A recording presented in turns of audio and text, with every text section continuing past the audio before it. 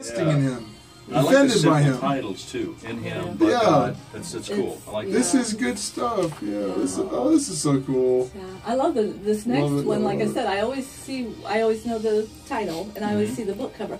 Well, on the 8th book, it's going to be this one. And I thought, that tells me something right there. That tells me that by the 8th book, I'm going to be known. Oh, that's cool. Now, which one is it going to be? That's going to be being a woman of substance. Wow, that's a great. I know. I didn't think I said, I didn't think I'm a woman of substance by no means. God must think it. I'm guessing that because you just started doing it and you just did it, it probably comes. You probably find it developing. It is. It's funny because my dad always told these stories, and he'd tell these crazy stories that nobody really wanted to hear. But now I'm telling all these stories, and I'm thinking, maybe I did have something about my dad. You got that from your dad. Well, and, coming from an alcoholic home as children and stuff. I saw that somewhere. Yeah, probably on Emotional Glory. And that was a hard book, but that book has delivered women. I had a woman the other day tell me that her sister borrowed it, and from Chicago, Illinois, she said that book has released her from anger.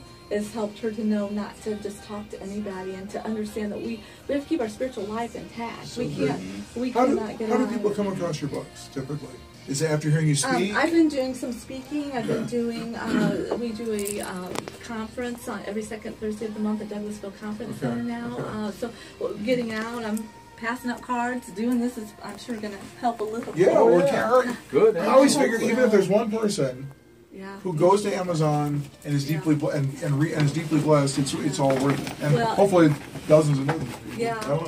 Well, we want to see people delivered from that. And even though we are in Christ, we can be hindered. We are, there's times that the enemy makes us feel like we are sitting in the cornfield broken down.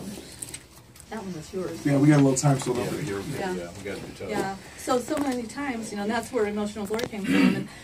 And that cover the Lord gave to me is the black is that darkness sometimes we can find ourselves in. The strike of lightning is just how quick emotional or hurtful things can hit us. And, so many times the enemy wants to destroy us through those times, and that's what that book was. It was me coming back from the enemy's clutches and saying, I can get through it. It's funny how sometimes that's okay. Just something simple, like somebody says something to you that can set you off in a totally different. A lot of times it's not necessarily bullying, but young girls especially.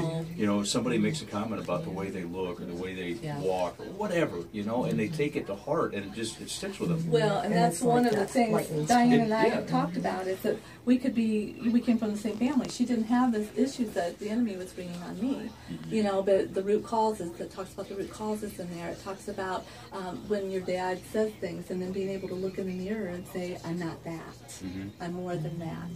I can't look to a distorted mirror. I have to hear what God says about me. And you have to be able to see that that's alcohol talking and the enemy talking and not your father. But what you're saying, or again, through a molestation or whatever it can be, those things, you may be in your 50s, but which I shouldn't tell my age. I know I don't look it. No. I was surprised you had 8 grandchildren. I was going to say, when I heard you had 8 grandchildren, I'm like, oh. I know.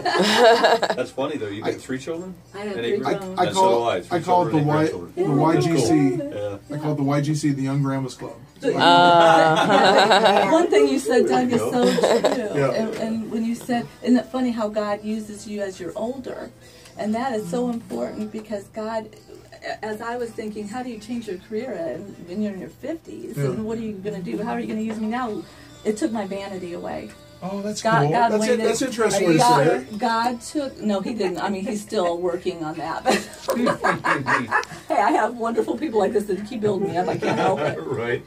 But that was one of the things I had another woman say, isn't it funny that God just now started using me for it? Well, I just said that scripture yesterday, too. Even in old age, we will bring forth fruit. But Moses wasn't used until he was older, and that's important to know. Is most of the people were older when God began using them. It wasn't all the younger people. Joseph still had to develop, so it was just that developing for me and getting some of those things. Because if he called me to the stage to do this years ago, probably about 9 years ago, or longer now, maybe 10, 12, but back then it would have been about me.